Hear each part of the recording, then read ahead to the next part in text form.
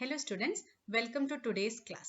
So today we are first going to discuss about the merits of Bohr's model. അപ്പോൾ കഴിഞ്ഞ ക്ലാസ്സിൽ നമ്മൾ Bohr's atomic മോഡലിന്റെ postulates നോക്കിയിട്ടുണ്ടായിരുന്നു അല്ലേ? അപ്പോൾ ഈ പോസ്റ്റുലേറ്റ്സിൽ ഏറ്റവും ആദ്യം നമുക്ക് ഇതിന്റെ മെറിറ്റ്സ് എന്താണെന്ന് നോക്കാം. Bohr's model could explain the stability of an atom. നമ്മുടെ ഫസ്റ്റ് മെറിറ്റ് എന്താണ് ബോർസ് മോഡലിന്റെ? ബോർസ് മോഡൽ എളുപ്പത്തിൽ എന്ത് എക്സ്പ്ലെയിൻ ചെയ്യാൻ പറ്റി? Could explain the stability of an atom. നമുക്ക് ഓൾറെഡി അറിയാം. കാരണം എന്താണ്? ബോർസ് മോഡൽ പ്രകാരം എന്താണ്? Electrons are revolving around what particular orbit and thus എന്തായിരിക്കും? They will cannot lose energy. Particular ആയിട്ടുള്ള ഒരു ഓർബിറ്റിൽ തന്നെ അത് റിവോൾവ് ചെയ്യണ കാരണം കൊണ്ട് നമ്മൾ പറഞ്ഞു സ്റ്റേഷനറി സ്റ്റേറ്റ്സിന്റെ കാര്യം എല്ലാം പറഞ്ഞു. അതെന്തായിരിക്കും? അത് എനർജി ലൂസ് ചെയ്യില്ല. അപ്പൊ റൂഥർഫോർഡ് ആറ്റമിക് മോഡലിൽ പറഞ്ഞ പോലെ തന്നെ ന്യൂക്ലിയസിന്റെ ചുറ്റും ഇലക്ട്രോൺസിന് കൃത്യമായിട്ടുള്ള എന്തുണ്ട്? ഓർബിറ്റ്സ് ഉള്ള കാരണം കൊണ്ട് അത് എന്ത് ചെയ്യില്ല? കൊളാപ്സ് ചെയ്യില്ല. നമ്മുടെ സെക്കൻഡ് മെറിറ്റ് നോക്കുക. സെക്കൻഡ് മെറിറ്റ് എന്താണ്? ബോർസ് മോഡൽ കുഡ് എക്സ്പ്ലെയിൻ എന്താണ്? Atomic spectrum of hydrogen. എന്താണ് ആറ്റമിക് സ്പെക്ട്രം ഓഫ് ഹൈഡ്രജൻ? നമുക്കറിയാം നമ്മുടെ ബോർസ് മോഡൽ പ്രകാരം സെന്ററിൽ ന്യൂക്ലിയസ് ഉണ്ട്. ന്യൂക്ലിയസിന്റെ ചുറ്റും എന്താണ് എന്തുള്ളത്? നമ്മുടെ ന്യൂക്ലിയസിന്റെ ചുറ്റും ഇലക്ട്രോൺസ് ഉണ്ട്. അപ്പോൾ ഒരു ഇലക്ട്രോൺ നമുക്ക് നോക്കാം. ഒരു ഇലക്ട്രോൺ ഇതാ ഇവിടെയാണ് ഉള്ളത്, അല്ലെങ്കിൽ ഒരു ഇലക്ട്രോൺ ഇവിടെയാണ് ഉള്ളത്. അപ്പൊ എവിടെയാണ് ഇലക്ട്രോൺ? N1 ഫസ്റ്റ് ഇതിലാണ് ഉള്ളത്. ഈ ഇലക്ട്രോൺ എങ്ങനെയെങ്കിലും എന്താണ് ലോവസ്റ്റ് എനർജിയിൽ ഉള്ളപ്പോഴാണ് നമ്മൾ അതിന് എന്ത് പറയാ? It is in the lowest energy, or we can say that it is in എന്ത് സ്റ്റേറ്റ് ആണ്? It is in the ground state. So ഈ ഗ്രൗണ്ട് സ്റ്റേറ്റിന് energy in the form of എങ്ങനെയാവാം? ഹീറ്റ് ആവാം, അല്ലെങ്കിൽ ഇലക്ട്രിസിറ്റി അപ്ലൈ ചെയ്തിട്ട് electron will absorb energy and it will jump to എന്തായിരിക്കും? Next higher state. അപ്പൊ ഇവിടെ നമുക്ക് കാണാം N1 ഇലക്ട്രോൺ ഉള്ളത്. ഇലക്ട്രോൺ എനർജി അബ്സോർബ് ചെയ്തിട്ട് എങ്ങോട്ട് ജംപ് ചെയ്തു? N3 സ്റ്റേറ്റിലേക്ക് വന്നു. അപ്പൊ ഇലക്ട്രോൺ ഇവിടുന്ന് N3 സ്റ്റേറ്റിലേക്ക് വന്നു കഴിഞ്ഞാൽ നമുക്ക് എന്ത് പറയാം ആ സ്റ്റേറ്റിനെ? We can say that the electron now is in the state ആണ്. It is now in the excited state. ഇനി നമുക്കറിയാം എക്സൈറ്റഡ് സ്റ്റേറ്റിലുള്ളപ്പോൾ എന്തായിരിക്കും? It will be unstable. Electron ശരിക്കും പൊസിഷൻ N1 അത് എനർജി അബ്സോർബ് ചെയ്തിട്ട് നെക്സ്റ്റ് ഹയർ സ്റ്റേറ്റിലേക്ക് വന്നു. N2 വരാം, അല്ലെങ്കിൽ N3 വരാം. അപ്പൊ നമ്മുടെ ഈ ഫിഗറിൽ നമ്മൾ കാണിച്ചിരിക്കുന്നത് N3 വന്നു. അപ്പൊ ഇലക്ട്രോൺ ഒറിജിനൽ പൊസിഷന് ഹയർ പൊസിഷനിലേക്ക് എന്താണ്? എനർജി അബ്സോർബ് ചെയ്ത് വന്നു കഴിഞ്ഞാൽ നമുക്ക് എന്ത് പറയാം? The electron is now in എന്ത് സ്റ്റേറ്റ് ആണ്? Excited state. ഇനി എക്സൈറ്റഡ് സ്റ്റേറ്റ് എന്ന് പറയുമ്പോൾ എന്താണ്?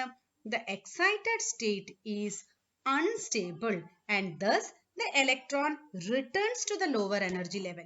N3 സ്റ്റേറ്റിൽ എത്തിക്കഴിയുമ്പോൾ ഇലക്ട്രോൺ എന്താണ്? അൺസ്റ്റേബിൾ ആണ്. അപ്പൊ ഇലക്ട്രോൺ എന്ത് ചെയ്യും? ഇലക്ട്രോൺ തിരിച്ച് എന്ത് ചെയ്യും? അതിന്റെ സ്റ്റേബിലിറ്റി അറ്റൈൻ ചെയ്യാൻ വേണ്ടി അതിന്റെ എവിടുന്നാണോ വന്നിരിക്കുന്നത് it will return to the lower energy level. അപ്പൊ ഈ ഇങ്ങനെ return to the lower energy level, അല്ലെങ്കിൽ അത് തിരിച്ച് ലോവർ എനർജി ലെവലിലേക്ക് പോകുമ്പോൾ എനർജി എന്തായിരിക്കും? The energy will be emitted in the form of photon. എന്തായിരിക്കും? Energy will be emitted in the form of photon. This explains the atomic spectrum of hydrogen. നമ്മൾ പഠിച്ചിട്ടുണ്ട് എങ്ങനെ നമുക്ക് ഫ്രീക്വൻസി ടേമിൽ റെപ്രസെന്റ് ചെയ്യാം. Frequency is equal to E2 minus E1 by H അല്ലെ? അപ്പൊ ആദ്യത്തെ രണ്ട് പോയിന്റ് ക്ലിയർ ആയി എന്ന് വിചാരിക്കുന്നു. ഇനി നമുക്ക് മൂന്നാമത്തെ പോസ്റ്റുലേറ്റിൽ പോവാം. മൂന്നാമത്തെ പോസ്റ്റുലേറ്റിൽ എന്താണ് പറയുന്നത്? According to the third postulate, the Bohr's theory helped in calculating the energy of an electron in a particular orbit of hydrogen atom. So Bohr's theory വെച്ചിട്ട് a mathematical expression for the energy of an electron moving in a particular orbit of hydrogen atom is given as En equal to എങ്ങനെയാണ് നമ്മൾ ഒരു particular ഓർബിറ്റിൽ move ചെയ്യണ ഇലക്ട്രോണിന്റെ energy എങ്ങനെയാണ് bore calculate ചെയ്ത്? Using the mathematical expression En equal to minus 2 pi square me4 by n square h square. ഇതാണ് original ആയിട്ടുള്ള mathematical expression. Where m പറയുന്നത് എന്താണ്? m is the mass of electron. What is E? E is the charge of electron. n എന്താണ്? Yes, n is the number of orbit. First orbit ആണോ, second orbit ആണോ, third orbit ആണോ, ആ n represents the number of orbit. And h നമുക്കറിയാം. h എന്താണ്? h is the Planck's constant. What is h? h is the Planck's constant. അപ്പോൾ നമ്മൾ m, mass of an electron, charge of an electron, അതേപോലെ h ന്റെ value 6.626 ഒക്കെ substitute ചെയ്ത് കഴിഞ്ഞാൽ we will be getting En, energy equal to minus 2.18 into 10 to the power of minus 18 by n square. ഇത് value എന്തിലാണ് നമ്മൾ represent ചെയ്യുക? In case of Joule atom inverse. Or we can also represent energy as minus 13.6 by n square electron volt atom inverse. Or it can be also represented as, energy of an electron can also be represented as minus 1312 by n square kilojoule mole inverse. അപ്പോൾ ഇത്രയും രീതിയിൽ നമുക്ക് എന്ത് represent ചെയ്യാം? We can represent the energy of an electron.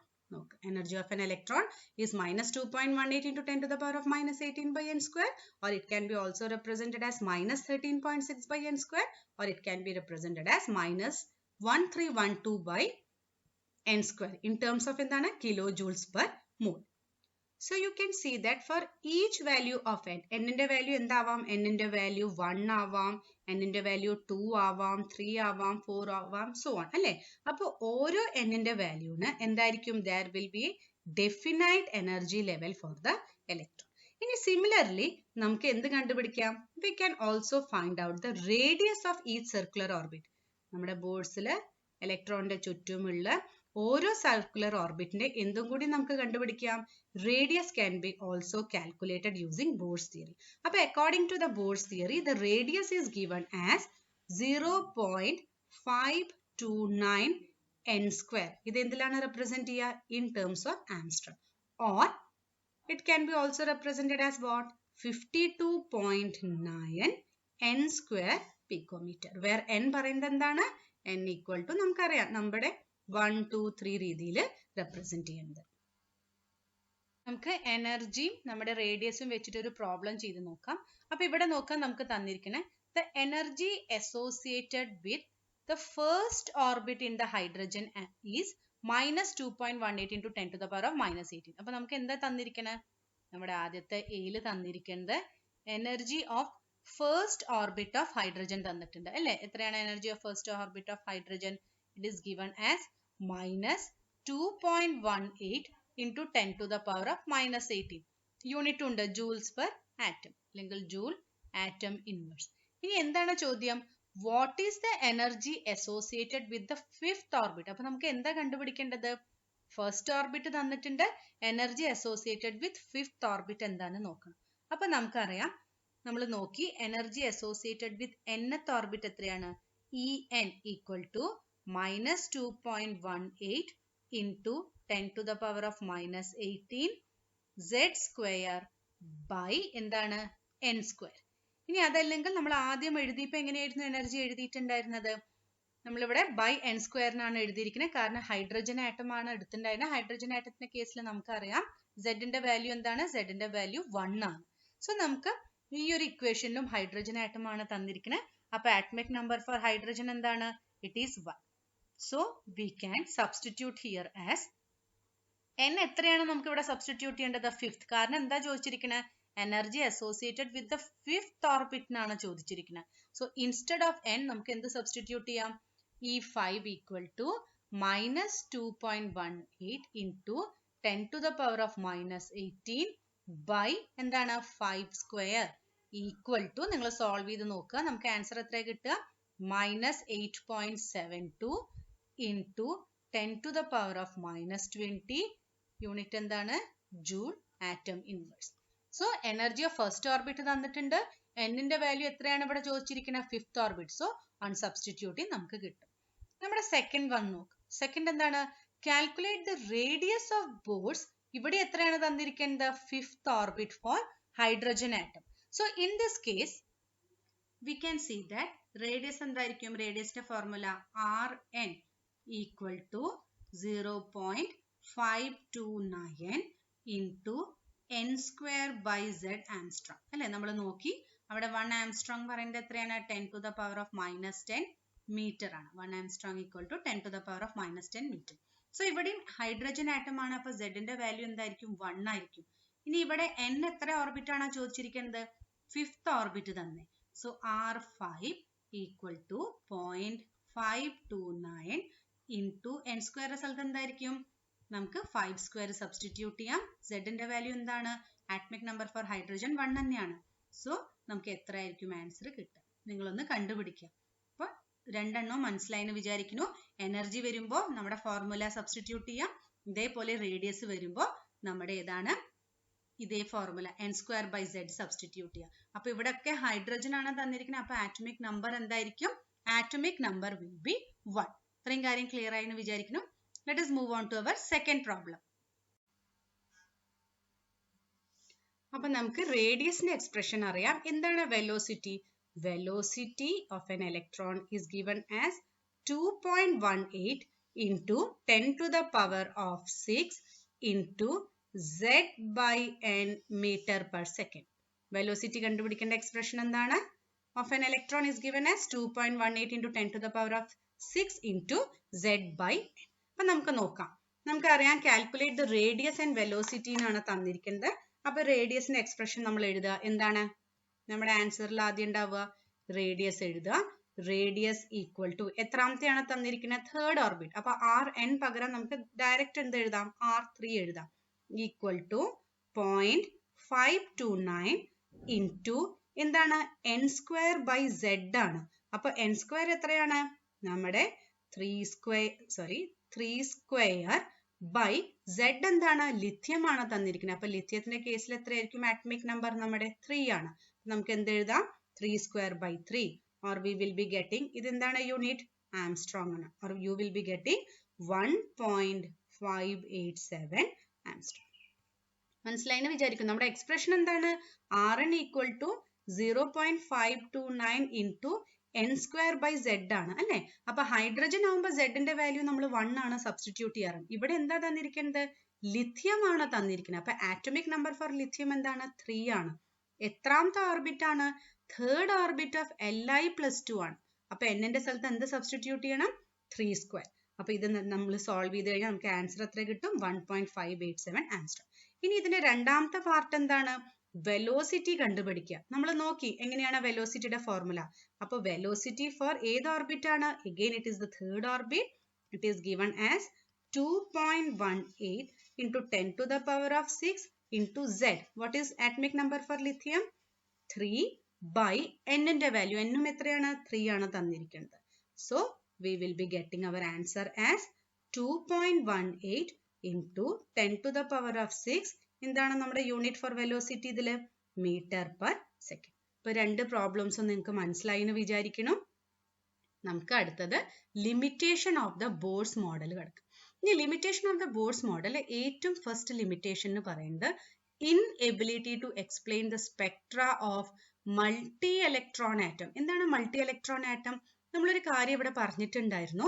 The Bohr's atomic model is valid only for ഏതാണ്? Valid for single electron. ഒരു electron ഉള്ള hydrogen, helium plus Li2+, lithium 2+, ഒരു ഇലക്ട്രോൺ ഉള്ള കേസിലാണ് ബോർസ് ആറ്റമിക് മോഡൽ എക്സ്പ്ലെയിൻ ചെയ്തത്. പക്ഷെ ഒന്നിനെക്കാട്ടിലും അധികം electrons വരുന്ന ആറ്റത്തിന്റെ കേസിൽ Bohr's atomic model could not be explain. Second ആണ് inability to explain the Zeeman and Stark effect. എന്താണ് ഈ Zeeman and Stark effect? It was observed that when the atoms were emitting radiation in presence of a strong magnetic field. Atoms ഒരു strong magnetic field ന്റെ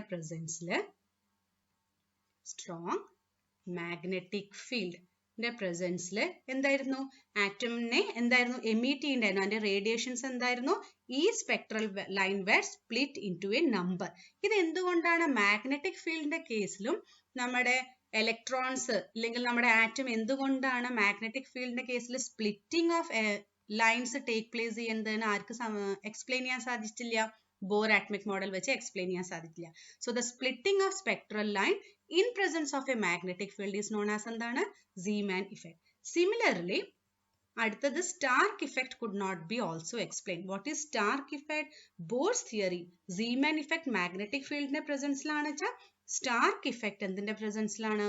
it is in the presence of electric field. So the splitting of spectral line in the presence of electric field, which is known as Stark effect, could not be explained by Bohr's atomic model. So Zeeman and Stark effect ഒന്ന് പഠിച്ചു വെക്കുക. എന്താണ് Zeeman?